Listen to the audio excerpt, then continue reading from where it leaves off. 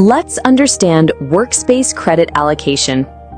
Go to your dashboard and open the Workspaces tab. At the top, you'll see the Credit Mode dropdown.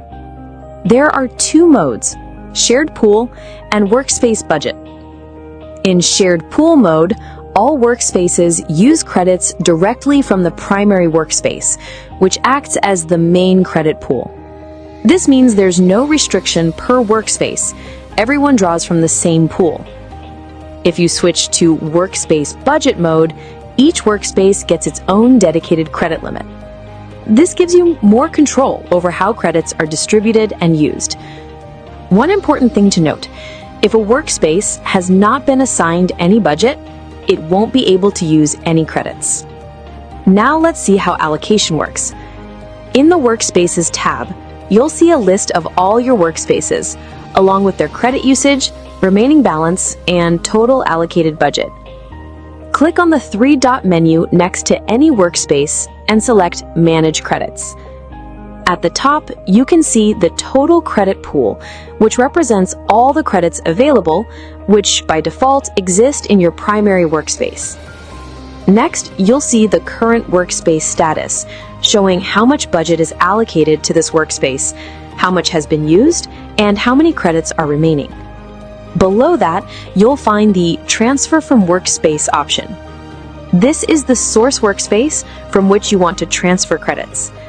Let's select the primary workspace. Now, in the Transfer to Credits field, you can enter the amount you want to allocate. You'll also see the maximum number of credits you can transfer. This depends on how many credits are available in the selected source workspace. For example, if the primary workspace has 379 credits available, that becomes the maximum you can transfer.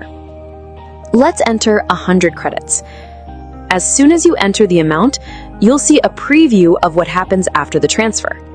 This shows the updated balance in the source workspace and the new allocated budget for this workspace. Now click Transfer. Each workspace now has its own dedicated budget, so when credits are used in this workspace, they are deducted only from its allocated balance. Now let's see what happens when a workspace is deleted. Click on the three-dot menu again and select Delete. Once deleted, all the credits allocated to that workspace are automatically returned to the primary workspace. You can see that reflected immediately. So instead of using a single shared pool, you now have full control over how credits are distributed, with better visibility, control, and accountability.